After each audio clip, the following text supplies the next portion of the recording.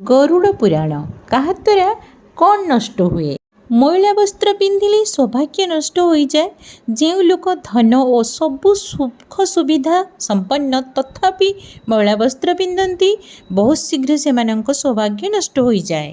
गरुड़ पुराण रे कहा जायछि कि एमिति लोकंकु महालक्ष्मी त्याग कर दियंती और समाज रे मध्य एमानंकु सम्मान मिले नाही। सफा वस्त्र परिधान कले माँ लक्ष्मी को विशेष कृपा होइथाए।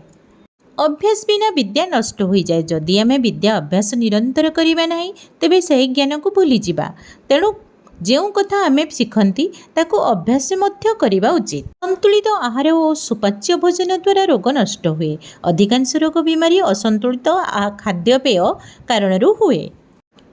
आम सर्वदा सहजरे हजम है भली खाद्य खाइबा उचित।